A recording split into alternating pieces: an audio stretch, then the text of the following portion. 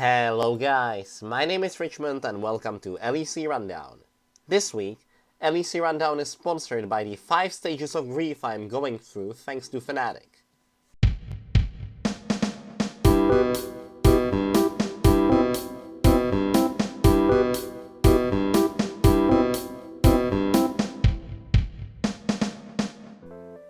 We kicked the week off with Astralis vs SK. Before we start, I'd like to apologize for my voice as I have come down with a very severe and almost fatal case of the cold. Now, back to the game.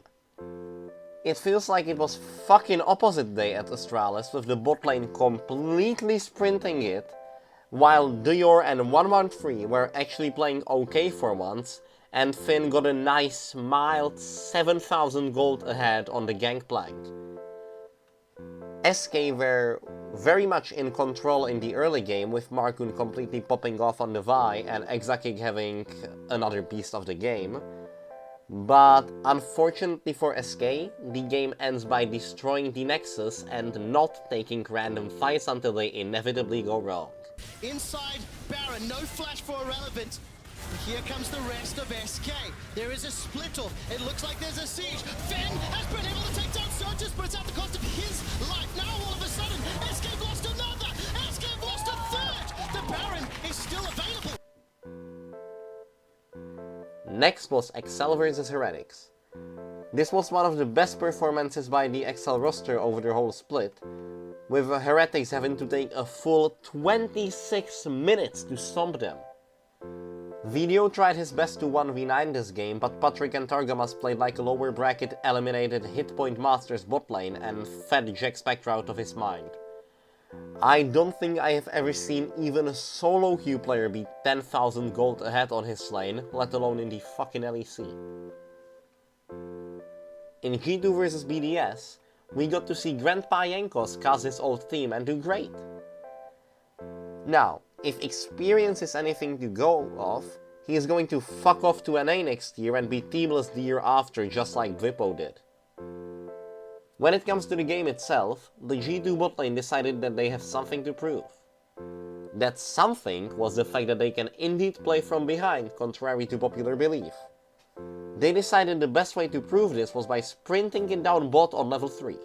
Just too damn good. Has someone looking for the root here. Crowdy with no, don't tell me it's another 2v2 kill. Uses the heal. It is a 2v2 kill. It's a 2v2. It is from Crowdy. It's not going to be enough. Is it? Who's going to die? It's not going to die. It's still going to die. Nick is having a battle with the flash. It's a 2v2. That's going to be the most... Not wanting to be left behind, BB also entered top lane. Luckily for him, he got bailed out by Caps and Yike later in the game, and this duo also popped off so hard that they managed to negate all of the sideline diff that was going on by BDS and just won the fucking game. So that was just kind of brutal by Caps and Yike, to be honest. Now, the next game was Fnatic vs Mad. This split so far is obviously utterly horrible from Fnatic. Even with that fact, Fnatic managed to have their worst performance of the split here. Especially Resork and Humanoid completely fucking sprinted this one. If I had to show you a singular fight to summarize their whole mid-jungle synergy over their last year and a half, it would be this one. Worried as Resork here. If he gets found, he's dead. That fine game stolen away by Humanoid. Niski turns it back around. The stun onto Razork, and Alioya's on his way.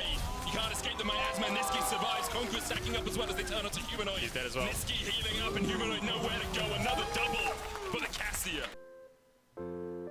Now, Reckless once again decided to revive tradition by getting stomped without dying a single time. And I'm sure that he is definitely not going to be called the KDA player by Reddit analysts after this one. Day 1 was rounded off by Vitality vs Koi. This game proved one thing and one thing only. Ashe support is a perfectly balanced champion that absolutely doesn't read pro games in the hands of a semi-competent player. To be fair, this wasn't just a champion diff. Vitality also kind of ran it, especially perks on the LeBlanc got mega gapped by Holy shit, what was that? The game was played multiple days ago and he's still catching his arrows! Yeah, no, Trimby literally took over this game so hard his whole team snowballed literally just off his cross-map arrows, which is fucking crazy. Anyway, on to Day 2. Day 2 started off with SK versus XL. XL started the game off very well, showcasing their individual prowess and playing well as a team to secure a solid 4k gold lead. Then they did what any reasonable team would do while ahead and in an elimination game, and 50-50 flipped the Baron. At the end, are they just going to flip it? It looks like a 50-50. Here we go. What was in the kitchen was a burger all along. Massive knocker. Baron down to 2,500. Irrelevant in the pit. In goes Marcoon. Looking to get the Baron down. He's dominant. SK steal the Baron. And the hearts of XL fans break as Santos begins to clean up a number of the members alongside Exakick. Look, I'm not saying that the players want to lose so the split is over, but some of Odo Amne's engages in this game also prevent me from saying the opposite. After that hard watch, we got BDS versus Vitality. Now, while Vitality did win this one, what the fuck was Bo doing? He got mega gapped by Shio, and how the fuck do you die 11 times in a pro match? Now, I'm not saying something fishy happened, but Bo does have some close experience with the literal meaning of the word inting. I think missing that many VIQs over the wall would get you flamed even in Iron, and Iron still play with locked camera so they can't even see you doing it. Now, unfortunately for BDS, not even the combined efforts of Shio and Adam can win against the absolute lane empire that Perkz established in the mid lane. Game 8 was Heretics versus Mad. Now, just as much that we have established that support Ashe is OP, ADC Ashe is fucking useless in pro. It honestly felt like the actual ADC was Mursa on the Heimerdinger, but the Ashe did do one thing. It gave Silas the Ashe R, which allowed Niski to get his gorgeous pentakill, which saved Mad's base and won them the game. Kazi once again, but he's got them in chaos. This time, Elioy dives on the back line, can't kill off Jack Spectre. Kazi's still alive, and Niski now back to party, back to fight. The ammo hits, and the APR will do a ton of damage. It's a triple. He's looking for the quadra. He kills up Yakos for the pentakill, and the TP into Heretics base. And Matt lines off the back of that single penta may have just won the game. This was a very well played game by both teams, so props to them as these are fucking rare in the LEC recently. And the next game was Astralis versus Fnatic. This was another bad game by Fnatic as a humanoid unsuccessfully tried to drag the dying corpse of the black and orange to groups. Unfortunately, you cannot do much as an Azir when your team's engages look like this. Razork now starting up the dragon. This is where the wards play a big impact. No Finn's not there. Immediately they engage. Tidal Wave trying to dissuade them. 1-1-3 still alive on the backline. Dale going in as well. And Kobe with Culling is able to take down one. One to a three man. No! Into the realm warp. It's destruction. It's devastation. It's death for Fnatic. This was still an above average fight for Fnatic, as at least the actual engagers of Fnatic engaged in this one, instead of just having Humanoid do it while he also has to do all of the damage. There is one clip that perfectly describes the whole game. Humanoid there, Kobe going in. Kobe flashes the Emperor's Divide. Baited and outsmarted. Kobe takes down the Emperor, and now it's Humanoid tries to save the game, there is zero coordination by everyone, and then a random combination of 3 or more Fnatic players die and the objective is lost. Anyway, I'm sure that Fnatic will definitely just use their plot armor to make it again, and as a Fnatic fan I won't be horribly disappointed by the end of the week. Coming into the last game of the day, Koi was ready to take on G2 and come another step closer to looking like the reigning champions after convincingly taking down Vitality the day before. Then they got hard fucked in 28 minutes with no player actually looking good at all. Luckily, Fnatic and XL are so shit that most people aren't going to notice the reigning champions running it down half the time. Day 3 began with BDS versus Team Heretics. In this game, BDS found out about gold distribution. Specifically about the fact that you don't win if all your gold is on the fucking Sejuani. But hey, at least Jankos look completely immortal for most of the game, so that's cool, I guess. Also, I think that my muscles atrophied so hard waiting for Ruby to hit a single fucking Silas chain that I am unable to get up from my chair now. Next up, we got to see Koi and Astralis brawl it out for who makes it out on the spot and who has to wait an extra game for Fnatic to run it the fuck down again, just to be sure. Astralis, trying to finish the regular season with a 3-0 week, proceeded to not make a single good decision in this game and get slowly but surely fucked as their champions looked like they were healing Koi instead of dealing damage.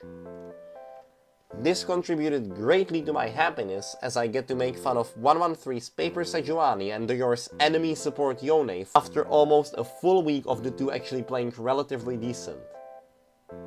This fight shows the role that the two played in the game pretty well. Begins to respond with the Yumi ultimate from Jonghoon on the other side. Kobe is caught out by Malrang. Kobe taken so low. A 1-1-3 falls. Kobe dies as well. And Malrang's pounce onto the AD carry will allow Comp to run wild. With a wild growth on top, a double kill for Larson. Make that another for Comp. Finn falls as well, and Koi finds another critical team fight. Up next was Fnatic vs SK. Hungarian goulash recipe. Ingredients: 3 medium onions, chopped. 2 medium carrots, chopped. 2 medium green peppers, chopped. 3 pounds of beef stew meat. 3/4 of a teaspoon of salt, divided. 3/4 of a teaspoon of pepper, divided. 2 tablespoons of olive oil. 1½ cups of reduced sodium beef broth. 1/4 of a cup of all-purpose flour, 3 tablespoons of paprika, 2 tablespoons of tomato paste, 1 teaspoon of caraway seeds, 1 garlic clove, minced, dashed sugar, a dozen cups of uncooked whole wheat egg noodles, 1 cup of reduced fat sour cream. Process. Step 1. Place the onions, carrots and green peppers in a 5-quart slow cooker. Sprinkle the meat with half a teaspoon of salt and half a teaspoon of pepper. In a large skillet, brown the meat in oil in batches. Transfer to slow cooker. Step 2. Add broth to skillet, stirring to loosen brown bits from the pan. Combine the flour, paprika, tomato paste, caraway seeds, garlic, sugar and the remaining salt and pepper. Stir it into the skillet. Bring to a boil. Cook and stir for 2 minutes or until thickened. Pour this mixture over the meat. Cover and cook on low for 7 to 9 hours or until the meat is tender. Step 3. Cook noodles according to package directions. Stir sour cream into slow cooker. Drain noodles. Serve with the goulash. Bon appetit. The next game was Mad vs G2. This game had strong implications for the standings, with the winning team locking top 2. Mickey X came in with the secret support tally attack. It did not work. G2 got giga stomped. Once again, Mech pulled out some fucking magic out of his ass, and Mad is great again even though they should have been like 6th. That's it, nothing interesting really happened in the game. The last game of the regular season was Excel vs Vitality. The Excel mini super team versus the Vitality perks and 2 imports setup resulted in a close game where both teams came to play. Wait, fuck, it's not week 1 and Excel is already eliminated, so who cares? But seriously, why did Excel start doing this after getting eliminated? If they played like this, they would be at least 5th easily. This game was overall an absolute banger and I love the fact that we got so much of it. But it's really hard to say anything about it because it was just random fights for 50 minutes straight. Both of the teams actually ended at over 100,000 gold. That's completely nuts considering how fast games are this season. Anyway, that's it for the games. Now let's go on to Runner of the Week.